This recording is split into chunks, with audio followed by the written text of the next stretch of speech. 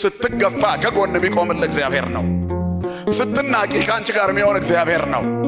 ምክንያቱም እግዚአብሔር ከግፉዋን ጋር አለ። የተረሳውን የሚያስታውስ እግዚአብሔር ነው። የወደቁትን የሚያነሳ እግዚአብሔር ነው። ልብሳቸው የተገፈፈውን የሚያለብሳቸው ከጸጋው እግዚአብሔር ነው። የተናቁትን የሚያከብር ማን ነው ወገኖቼ? እግዚአብሔር ብቻ ነው። እስር ቤትም እግዚአብሔር ከዮሴፍ ጋር ነበረ።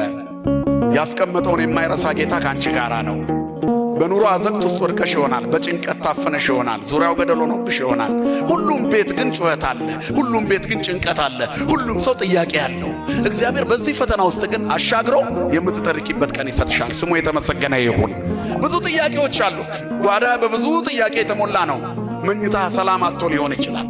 ማዕድህም በፍርሃት የተሞላ ይሆናል። የሥራ ቦታም ላይ ብዙ ፍርሃትና ጭንቀት አለ። ሰማዩ ድፍን ብሎብሃል። ምናልባትም ምድር አስጨናቂ ሆናብሃለች። ዙሪያው ገደል ሆኗል። እግዚአብሔር ግን ካንተ ጋር ነው። የትም ብትወርቅ ያለህበት የቆሸሸ ስፍራ ለሱ አይሸተውም። ፀሐይ ቆሻሻ ላይ ብታርፍ ትቆሽሻለች? ንገሩኝ እስቲ። እግዚአብሔር የትም ቢመጣ አይቆሽሽም። ፀሐይ ነው። ክብርና ምስጋና ለስሙ ይሁን። ሎቱ ስብሐት። እግዚአብሔር የትም ቢመጣ የኛ ዕድፍ አይነካውም። ንጹሕ ባህሪ ነው። ስለዚህ ኃጢአተኞችን ይወዳል። ያለህበት የኃጢአት አዘቅት ውስጥ ገብቶ አፍንጫውን ሳይዝ አንተን ስቦ ያወጣሃል። በቁስልህ ጠረን አፍንጫውን አይዝም። ሸተትከኝ አይልህም።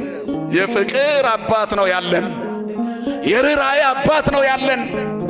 ያወጣናል፣ ባለ ታሪክ ያደርገናል። ስለዚህ ገብተሃል እስር ቤት ግን አለው ትወጣለህ። እግዚአብሔር የሰጠውን ራእይ ተግባራዊ ሳያደርግ አያሳልፍም። በአንተ ላይ እግዚአብሔር ሥራ አለ። ቸኩለህ አትለፍ፣ አትቸኩል። ችኩል ሰው ወደ መጉደል ይቸኩላል ይላል መጽሐፍ። በሥጋ ግብታዊ አትሁኑ እህቶችና ወንድሞች። እግዚአብሔር በእናንተ ላይ ይሠራል። ወደ ምድር ለከንቱነት አላመጣንም። እግዚአብሔር በአሕዛብ መካከል ራስ ያደርገናል። በእንክርዳድ መካከል ንጹሕ ስንዴ ያደርገናል። ይችላል አይችልም? እግዚአብሔር የዘመድ አውራ ማድረግ እግዚአብሔር ይችላል። ጅራት የነበረውን ራስ ማድረግ እግዚአብሔር ይችላል። ከትቢያ ማንሳት እግዚአብሔር ይችላል። ግን ስትቆም አትርሱት። ስትቆም አትርሹ። ተንከባለሽ የለመንሽው እግዚአብሔር አቁሞ በእጆቹ ደግፎ ቀና ሲያደርግሽ አትርሹ፣ አትርሳው። ሲተው ተመልሰህ ትፈተፈታለህ። ተመልሰህ አትነሳም። እግዚአብሔር ከጣለ እግዚአብሔር ትቶት ወድቆ የተነሳ የለም። እግዚአብሔር አንስቶት ደግሞ የወደቀ የለም።